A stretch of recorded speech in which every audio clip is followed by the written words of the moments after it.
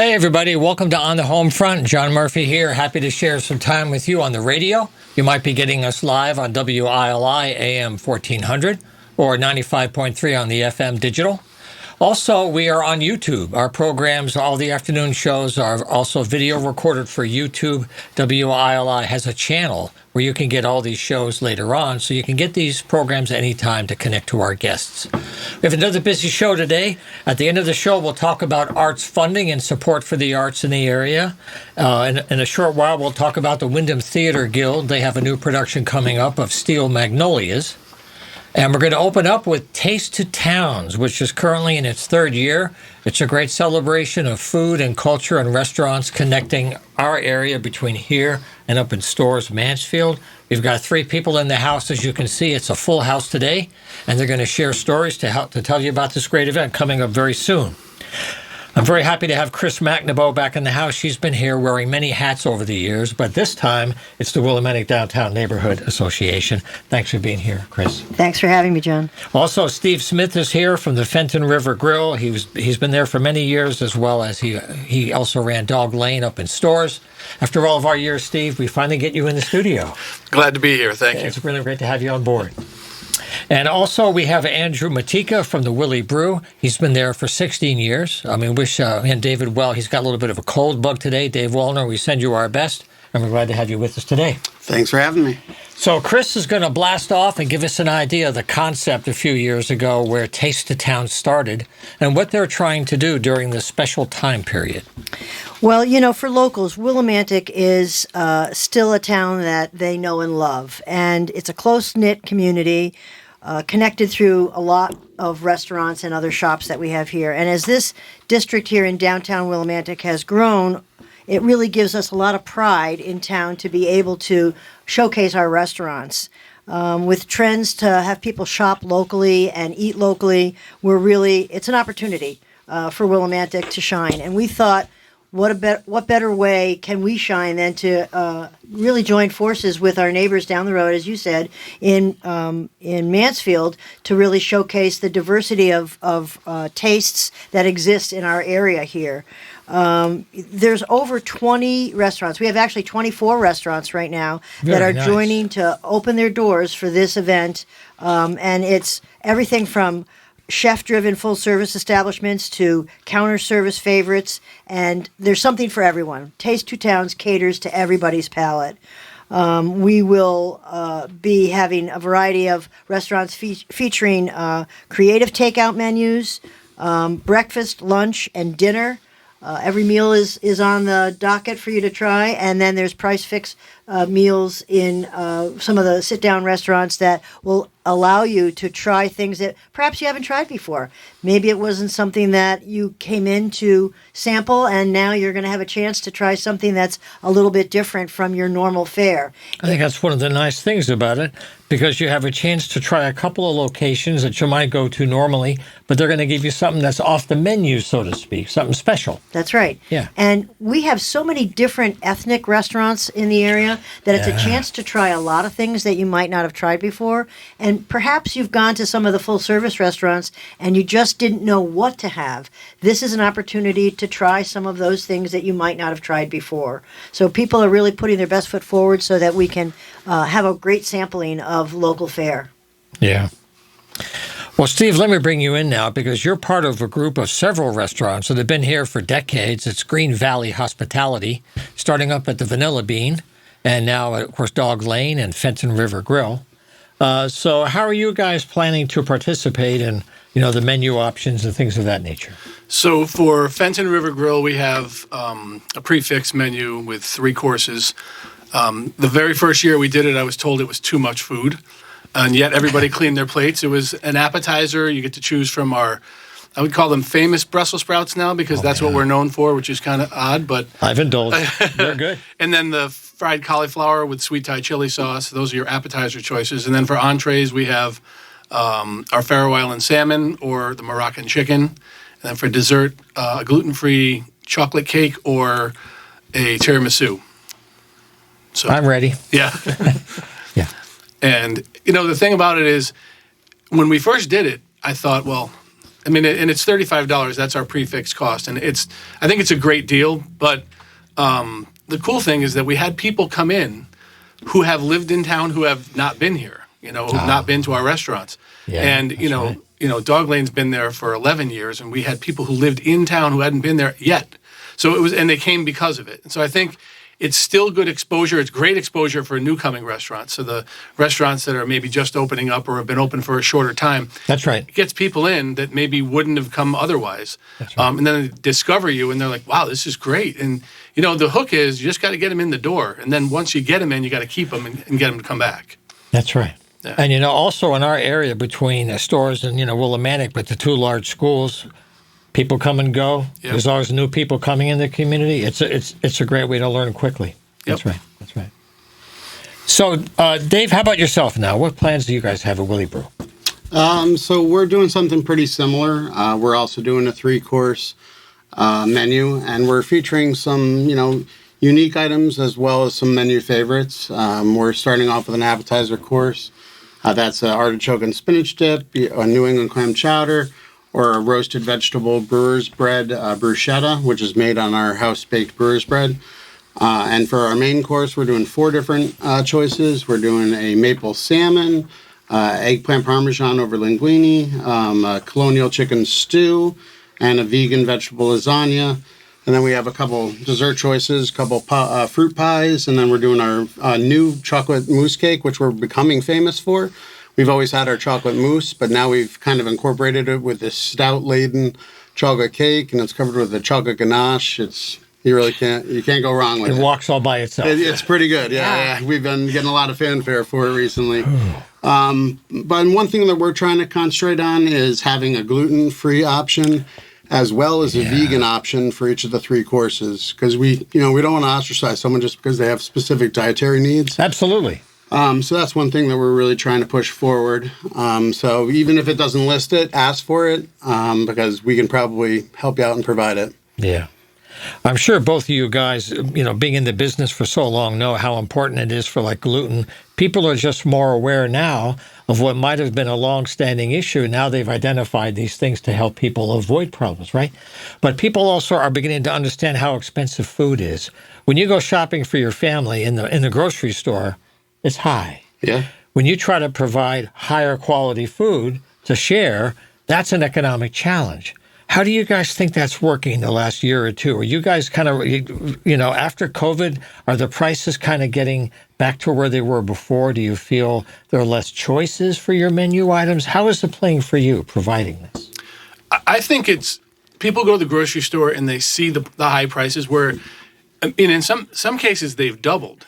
And then they come to the restaurant and they don't balk anymore at, say, something that might have been too expensive before for them. They go, that makes sense. And also, we cook it, we clean, we do all that, and you're treating yourself.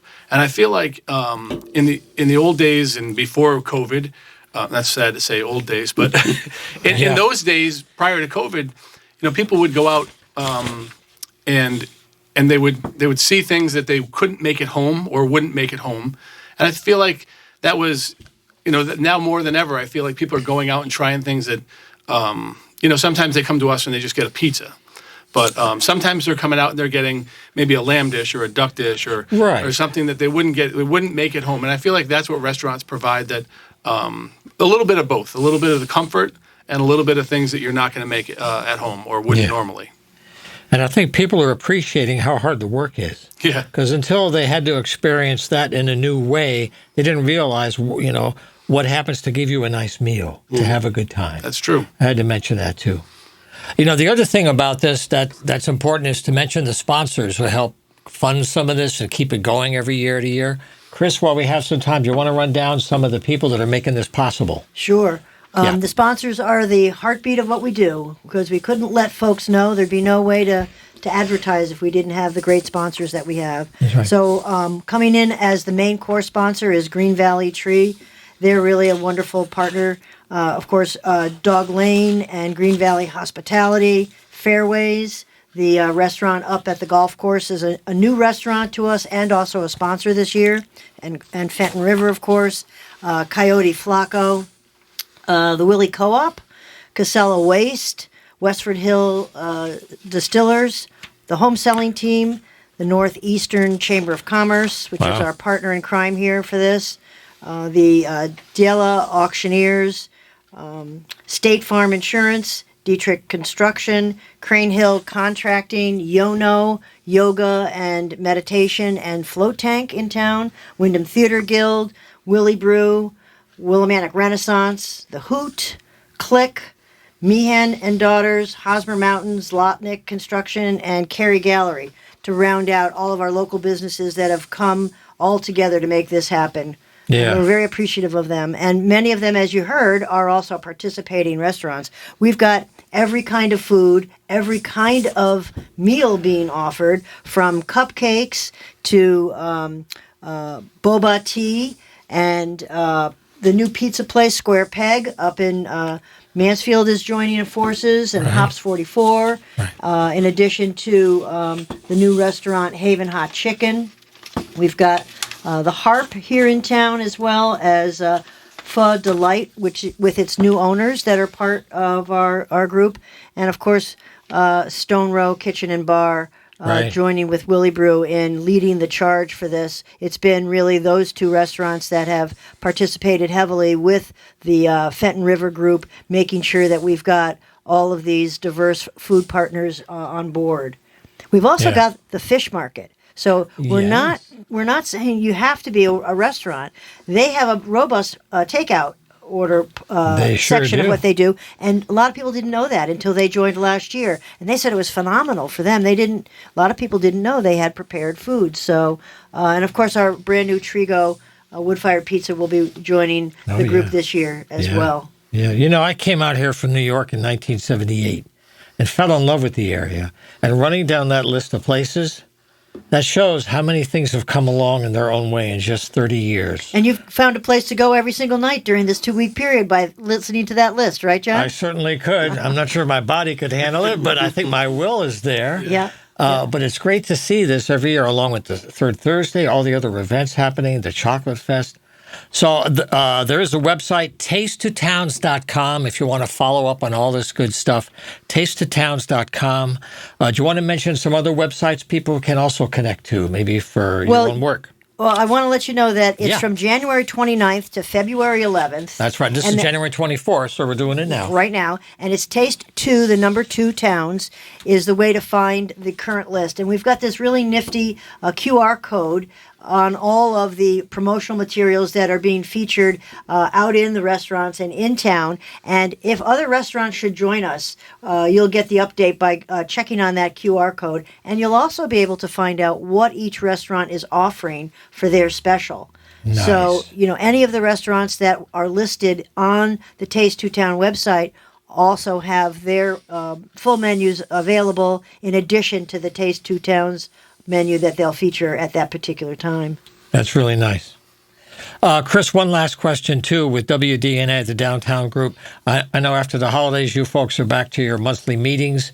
Perhaps we'll try to have you back in February or March with people previewing the Chocolate Fest and other things coming up after this week finishes, right? Wonderful. Yeah, we're back in full gear, and we've got a lovely group of people that have been attending the meetings. We're kind of outgrowing some of the spaces we used to be able to meet because we're attracting more and more folks. So it's important that we continue the conversation with all of our business partners and keep everybody informed. Yeah.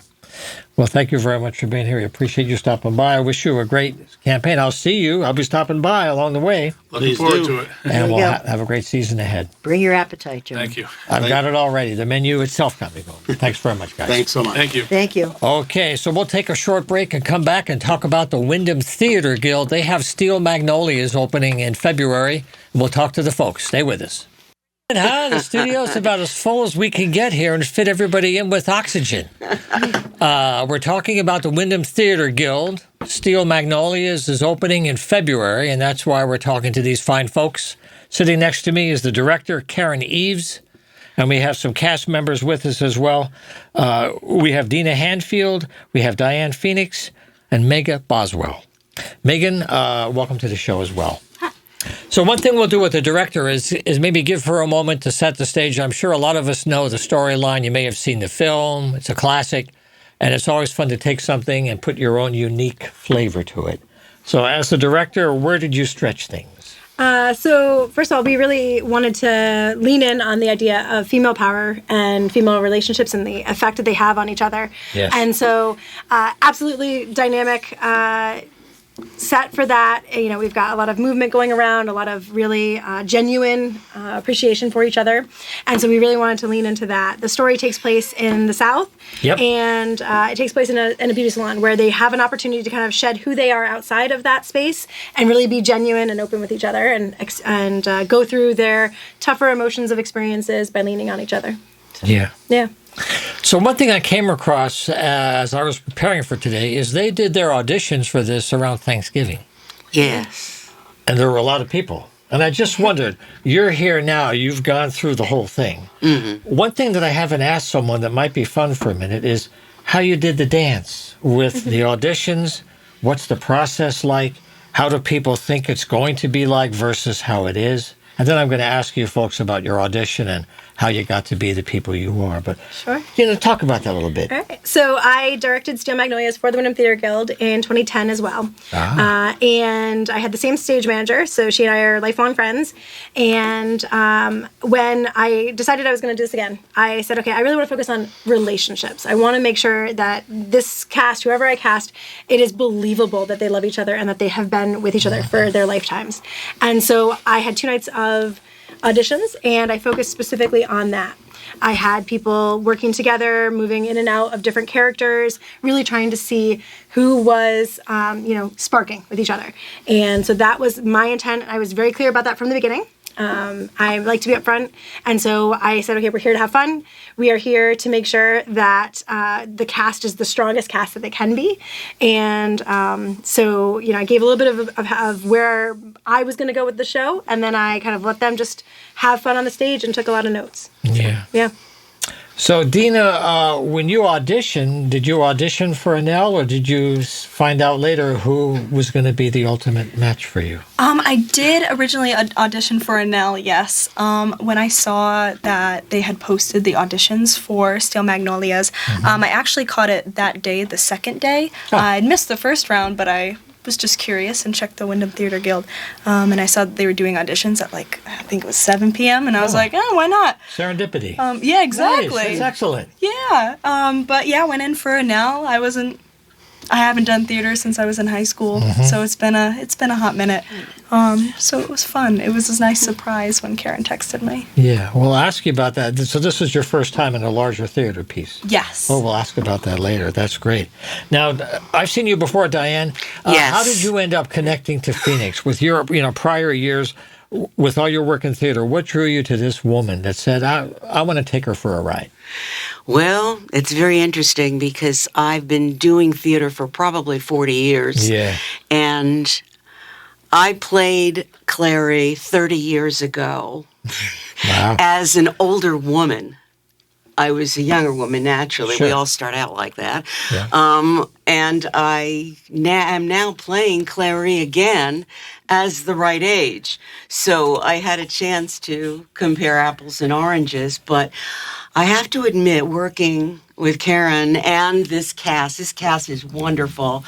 We laugh genuinely at these lines. So it's a little bit different than way back then when I had to stretch it. You kind of had to act the line a little bit. Exactly. I know. Yeah. Now I am the matron of the group. Right. And it's wonderful relating to them in a different age. We laugh. We laugh a lot on stage. The lines are funny, but we laugh at each other. It's really great. It's a wonderful experience. Let me ask you, with so many years between those two performances, Right. how are people reacting to you as her now differently than when you were so much younger with that character? Did you notice the difference and how it fits? Are my fellow actors? Yeah, how it fits now versus how they maybe reacted to you way back.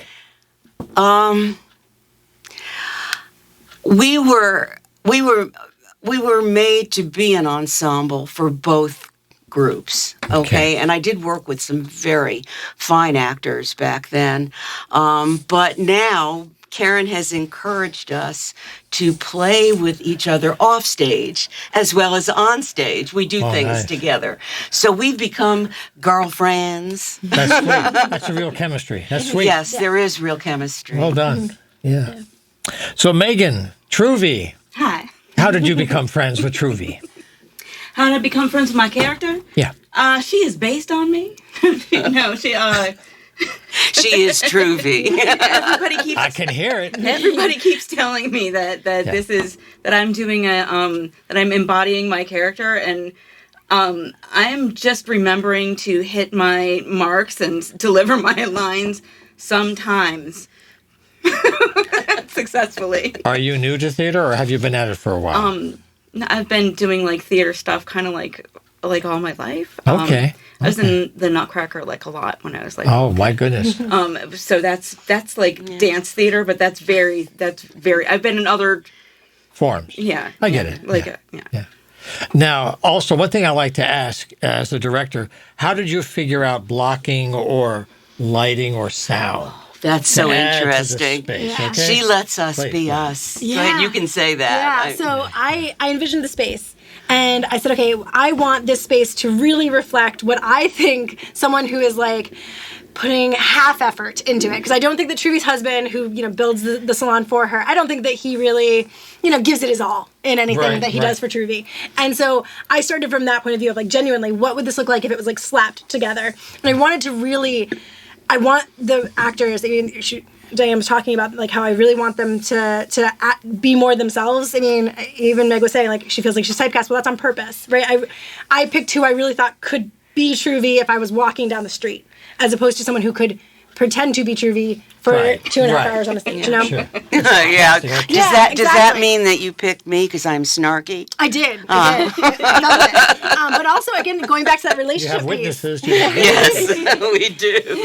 So as I'm envisioning what's happening on the stage, I want it to feel like it's genuinely happening. I want them to really feel like they're going to the salon, they're seeing their closest friends, they are spilling their secrets, they're being vulnerable, and they're holding each other up. And that only works if you have it believable. Yeah. It's everything from the layout of the set, letting them play on the set and move themselves around as needed without me going, no, I told you need to be 2 inches further this way, having that open relationship, that open dialogue, but also, having them in their own clothes. So many times people look so awkward on stage because what they're wearing was made by someone who had the template for them, but it wasn't something that they're lived in. And these Sure. are real women, and what they're wearing should reflect that. And she asked us in the beginning, what were our colors? What colors reflected us? You have to ask Truvy over here how she picks her outfits. my brand is a Technicolor catastrophe. Yes. I like that. And she lives it. I told you I was snarky. Yeah. Too many sequins. All the colors. And we love her. We love her. So, Dina, as the newest kid on the block, as it were, what was it like for you versus your expectation going in? I can't really speak much about I had no idea what I was walking into. I have no idea how a audition process went, really. Nice. Gosh, yeah, has been 4 years. That's a nice state to be. It's kind of innocent, completely Yeah. clean. Yeah. But actually, so maybe once you got into it, maybe what happened that came to you that may have surprised you, or something that kind of said, yeah, I belong here. Something. I was reading Annelle, reading her lines. We would each be given scenes. Oh, yeah. And she was just a very nervous character, which was not really that hard for me to act in that scenario. I was very scared of what I was doing. Sure. So I guess it was believable enough. So here I am. Karen got right on the mark with her. She really did. Didn't she? She's so believable as the new kid on the block. Yeah, I remember holding the door for you when you came into that audition, and you were just the sweetest little thing. Yeah, And I was like, she is like, sweet. aw, I like your Yeah. outfit. I remember the first time she called for a line, one of the steps in sequence is when you're coming, learning your lines, you get to carry your book around on stage for a little while. Sure. But eventually you got to put that little emotional support book down, and you have to try and remember your lines. And the first time that Dina called for a line, I asked that they always call for a line in their character voice. The stage manager missed it. she didn't realize that Annelle had called for line because she went line like in that same delivery, and that was absolutely great. Yep. Wow. You do everything in character after a while. Yep. Including mistakes. Yes. Whatever, right? yes. You just keep rolling. Yeah, absolutely. You just keep. You don't draw attention to it. We're not perfect, but we're good. Well, the difference between the two is the art, is the fun, right? Now, I want to mention a website, because this is just one of many productions throughout the year, wyndhamtheaterguild.org, so it's pretty easy to remember. It's all there now, in fact. It's February 2nd to the 17th. There are evening shows and matinees. As the director, you've done some other plays. I have, yes. So compared to other ones, how did this shape up compared to what you thought? Now that you're about to blast off and you've done from November until now, how did this go with other experiences? So I've had really big cast ensembles, things like Funny Thing Happened on the Way to the Forum, for instance. It was one of the ones that I directed ages ago. But the thing that I keep coming back to is this version of Steel Magnolias is drastically different than the time that I did it in 2010. Even though I have the same stage manager, I even have two of the cast members are regracing the stage. One of whom is reviving the same character. In fact, Sherry Bain is playing Malin. That's different. And the way that I am directing her, the things I'm pulling out of her, the negotiation we're having is different this time. We are 10 years older. We have 10 years more experiences. We had this wonderful conversation. The play gets a little heavy at the end. And Malin is, carrying a lot of the emotional burden of that delivery. And as I was talking with Sherry about that, and we were talking about, like what I'd asked for before and the life experiences we had, we both, talked about, okay, what has brought us to these same emotional points in the last 10 years, 14 years, since we've done this the last time. And it really has brought so much more to the show. And I think that's the piece for me is, as much as, the production is the director's vision, that's not how I approach directing. It's not how I approach teaching. I'm a part-time professor, and I've been a high school English teacher for many years. And that's not how I approach those relationships. To me, we make it when we're there. And then when we bring that audience in on February 2nd, they're going to be part of making that experience. And so each time that, you have a show like this, especially one like this, where it is so dependent on the relationships, it's so vital to have those conversations of like, hey, what are we feeling here? What do you bring into this? Like, what do you, and really allowing it to be something that we're making together, as opposed to something that like is being dictated or directed specifically. Yeah. Sometimes it feels like it might be imposed in a way. Yes, yeah. Since this story's been around for a while, how do you think audiences will react today compared to maybe earlier? Some of the humor may hold, but it may be different kinds of reaction. We were talking about that out in the lobby when we came in, because there are certain lines that are dated. And they are slightly offensive because it takes place in Louisiana in the South. Yeah. And I believe when the playwright wrote it, I don't think he was sensitive to audiences in the future. Just kind of the vernacular of the day. Exactly. I understand. These are Southern women. Yeah. And some of the things are still, unfortunately, taking part in the South now. Here we are in 2024, and we're still living it in a sense. So did you have to debate how to play it? Because it's a sensitive thing. Yeah. So it's a tough line. We did debate it, absolutely. At the end of the day, though, we are bound by a licensing agreement. Right. And so there's only so much that we can, kind of finagle. So, for instance, our gals are going to answer cell phones. Obviously not a thing that was intended in the original 1980s. At least they were in a hand crank. Right? That was too far back. I remember hand. No, I don't. I know. But yeah, so like we have little things like that where we're trying to kind of like really morph the setting. So it's not specifically calling out the 80s, because we want the play to be timeless. And really the story of the way in which women can lean on each other to borrow power when they themselves don't feel powerful. Yeah. That is timeless, Yeah. So I think that's been something that is, kind of the stretching component. I think our audience will understand it's like going to see the musical Grease. Let's face it. Some of the things in Grease would offend somebody. Yeah. But we're here to talk about the show and tell people that we're aware. Yeah. We are aware, but unfortunately, like Karen said, for licensing purposes, we have to keep it. Yeah, that was a pretty real much to important the point because you script. preserve the author's integrity. Exactly. It was in that form. So Exactly. that's the deal. Yeah. Yeah. Well, one last question, Diane, too. Since you've been at it for a while compared, what was your challenge? What do you think was the trickiest part for you to get ready? For this role? No, I'm sorry. Oh, you mean I'm sorry, me. Megan. I'm sorry. Megan. My mistake. That's Megan. all right. Sorry. The trickiest part to get ready, memorizing my lines has been a real challenge. I kind of walked into the audition without much, without thinking too hard, and I was dealing with some post-concussion stuff. Oh my goodness. and didn't put too much thought into what that meant for memorizing lines and stuff like that. It's been all right. I'm drilling real hard. Glad you're better now. And this is the most supportive cast I've ever been involved with. This is I can't believe my luck. I can't believe I got cast. The people I'm here were at the night I auditioned, and these are they cast the people that I wanted to work with. Real. Yeah. So yeah, it was a tough. I will say casting was not easy. We had 25 people come out for a 6-person cast.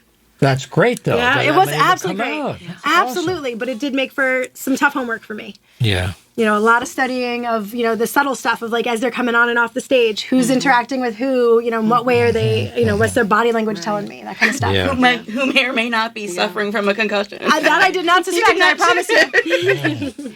That's really sweet as a director. She's kind of orchestrating an improvisation kind of thing when you get down to it. Well, I'll stop by and see the show. I wish you a great run. Absolutely, yes. Again, at Steel Magnolias, February 2nd to the 17th, right across the street, just about. WyndhamTheaterGuild.org is the website for tickets, or just stop by. So I wish you good luck, and we'll look forward to our next Thank you. Are you working on, what's the next play going to be? Have they made their decision in terms of the next one? I don't, well, the next one, yes. The very next one after us is Puffs. Puffs. Which is a kind of spoof on Harry Potter, in which it focuses on all the Hufflepuffs and what they're doing during the big action. And so Puffs is currently practicing and will be going up at the end of March. Okay, we'll have to have people back for that. And we'll have to get our props here and everything in the studio. Yeah, for that. absolutely. Okay, Puffs it is. Yeah. Well, thanks again. I wish you well. Thank you for having us. Thank you. Thank you. Okay, we'll take a very short break and come back and talk about the Assets for Artists program, which is a way for artists to get training and business training. Stay with us. Okay, we're back live here on the Homefront. Very happy to have you with us. For the last part of the show this week, we're going to look at the Assets for Artists program of MassMoCA, the Massachusetts Museum of Contemporary Art. I had a conversation recently with Molly Rideout, the assistant director of the program, and there's some arts training opportunities coming up very soon to help you with business training, marketing your work, and getting licensing. There's some very interesting work available for you to help you get started. So I'm going to share this interview now. There's some good information for you, and then we'll come back. So this is a conversation with Molly Rideout. And right now to open, I'm very happy to have another conversation with Molly Rideout. She's the Assistant Director of the Assets for Artists program at MassMoCA. She's been on several times in the past couple of years, updating us on programs in our part of the state that are for training and business development for artists of all kinds. So a happy belated New Year, Molly, and thanks for joining us once again. It's always a pleasure to be on, John. Well, we have a lot to cover in the time that we have, and then the stuff I have, there's a couple of workshops coming up in particular. These are Zoom meetings that are very focused on specific topics. Maybe that's a good starting point for us.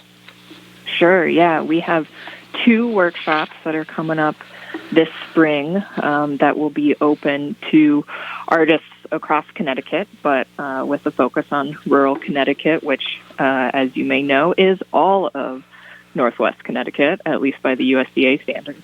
And so the first workshop will be happening in the end of February. And like you said, these are all happening on Zoom, so you can do them from the pleasures of your own home. And at the end of February, on the 28th, we'll have a new workshop called Submitting to Literary Markets and Magazines with poet and essayist Yasmin Amelie. And this workshop will be really for folks who have never submitted to literary journals or magazines and are interested in learning kind of what that process is like, what to expect, what might be some red flags to avoid. And, as a creative writer myself, I know that this is really important information to have, what type of platform you're applying on. There's some different standards to be aware of. And I'd say it is definitely for folks who are interested in the magazines and journals, and less so if you're interested in publishing a book, because that's a totally different process. And so Yasmin in this one will be focusing specifically on, those more like regular magazines that come out that maybe they're exclusively for creative writing, maybe creative writing is mixed in, and it could be if you're writing fiction, poems, essays, any of those types of things. I wonder today with the new technology and easy distribution without the whole issue of physical paper and, physical distribution through stores, as much as people like that. Do you have a sense in this area of the writing marketplace that the online community is growing and the challenge for a new writer is finding the right match? Because it's overwhelming when you start to search and you just wonder how many of these sites are really sustaining and maintaining in a kind of experimental time. Do you have any sense of the radar as a writer yourself? Yeah, I would say that, the creative writing online world is vast, and it's great because it means that those experimental places can pop up.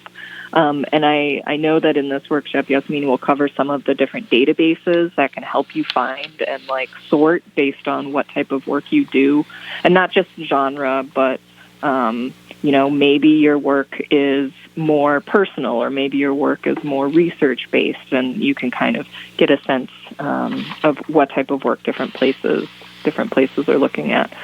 I would say that, there's lots of emerging little online magazines out there, which is great. And, to be able to have ones that are for very specific audiences, too, like a journal that focuses on motherhood, or a journal that focuses on, Asian American voices. And so it's really possible to find something that is a very close match to the type of work that you're doing. I think that's one of the things that gives me optimism, is that you don't have to reach everybody at the mass level to find a life experience that connects just enough people to make it work. And it keeps everything at a scale that's much more manageable, especially for new folks, right, starting out. Yeah, absolutely. I'd say for myself, the conversation I had was, I'm writing a certain kind of thing, and who do I want to be the ones reading it? And speaking personally, for me, it's important to have my local community reading it. Okay, so how can I disseminate it to that community? And Yasmin's workshop will kind of talk us through what are your goals for publishing, and for that reason of trying to figure out who is your ideal audience. Okay, then you can figure out how to reach that audience and what types of journals or websites could be that. And, maybe it'll end up being that a magazine or a journal isn't the right fit for you. Maybe just putting something out on Facebook is equally important for whatever your goal is. But it's really tailoring it to you, as opposed to there's one right way to do everything. That's a nice point you made. It depends on your goal and what your objectives are, and it's nice to even have options to play this way. It's a very recent phenomenon that people can really do it as an individual. That's really the cool part of the whole thing for me. Just want to mention, in case you've joined us here on the radio, we're talking today to Molly Rideout from Assets for Artists at the Mass MoCA. And the training, the site that you want to go to for information to follow up today is massmoca.org/workshops, and this way you can connect to these opportunities. There's things that are happening throughout the year, and there's one that I want to ask about briefly, about people trying to make a living now and start to begin a small business and kind of let it grow and not be just a hobby or an avocation, but something sustainable. Can you talk about how people are doing that more and more? Yeah, thanks, John. And I want to do a quick correction of the URL for folks. It's while we are a program of Mass MoCA, the fastest way to get to those workshops will Assets be for our Artists. department's website. Yep, assetsforartists.org/workshops. Okay. And if you can't remember workshops, if you hit /Connecticut, you get to see everything we do in Connecticut, and that'll include the workshops. So a couple different ways you can find us. But yes, the second workshop that will also be online, and so you can call in from anywhere. It's not happening till the end of March, so you have a little bit of time to check your calendar. On March 28th, we're going to have another new workshop with Chelsea Gaia, who is an artist but also a big expert on kind of downtown small business thinking, especially with kind of brick and mortars. But she is expanding that and thinking about, what does it mean to build a sustainable creative business? And it's really for artists who have kind of been doing their work for a while and are now trying to figure out, okay, when do I need to take that next kind of business step? Right. And whether that's figuring out what type of business entity I might need. Do I need an LLC, or is a sole proprietorship good for me? What do I need to be thinking about in terms of budgeting, because I have all these different things, different sources of income from my work, and I need to figure out cash flow across these different projects. And when one thing comes in, to make sure that I, have lined things up so that I'm not having to pay something else before that first money comes in. And I think it's going to be an excellent workshop. This one's, as well as the other one, will both be 3 hours.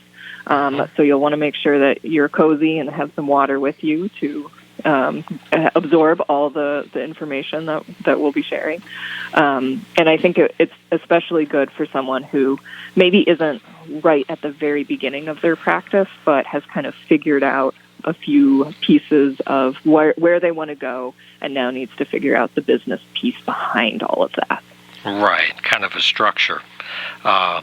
Because I know several artists that we've had on have talked about, as they think about the assets they have as being a little limited to begin, if you leverage those with partners in a collaborative of some kind, sometimes you can create a shared space and you can both do things. And that's something that is a different kind of business approach. But I know people are trying to start with little and not wait anymore, but start with something and partner up. I'm sure you've heard about that approach, right? Yeah, and we actually have a number of workshops that we've hosted over the last few years that are about that kind of like coming together as a collective in some way, whether it's a formal cooperative model or whether it's a more informal sharing of either, resources. One person's going to do the social media for all three of those artists, and the other one's going to look for grants for them. Finding ways that we can play to our strengths without all of us having to be good at everything. Yeah, no, these are great opportunities. Looking at the schedule, I know in December you had one about cooperatives in the arts. So that's something that people are looking at more and more. Yeah. While we have a few minutes left, though, Molly wanted to bring some good news here to localize a lot of this here to Eastern Connecticut State University with a new initiative starting very soon. And I'll just let you give the good news, and we'll give people a chance to get connected to this. Yeah, so in Northeast Connecticut, we'll be in April, the very beginning of April, we'll be hosting an in-person workshop, which is the first one we've been hosting in Northeast Connecticut for many, many years, because we were doing everything online with COVID. And so this will actually be in Willimantic, and it will be an evening on a Friday and then all day on Saturday. And it's a program that some folks might actually be familiar with called Artists U, like Artists University, Artists U. And it's put on by a Philadelphia artist named Andrew Simonette, who is a dancer and an author, and also teaches this wonderful, wonderful workshop. I actually took it 10 years ago when I was living in rural Iowa, and it totally changed my career and the way I thought about my writing. So I totally recommend it to folks. And the way you can register for this workshop, even though it's not till April, because it's a limited workshop and a limited capacity, we can only accept, maybe a dozen people. We're asking for folks to submit a form by February 15th. So if you go to our website, you can can do that.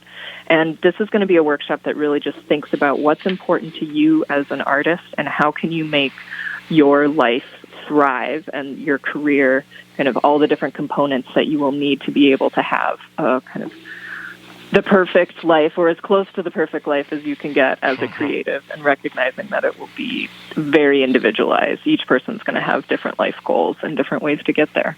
Right. It's a shared path. Everybody has their own dance, but you have resources and partners along the way. And yes, absolutely.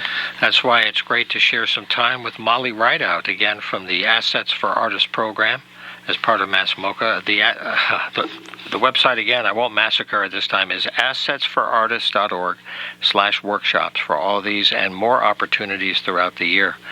And we've mentioned it before, and we'll talk about it next time that we get Molly on the phone. But if you go to the main website, too, you can sign up for a newsletter and information that they can send you throughout the year.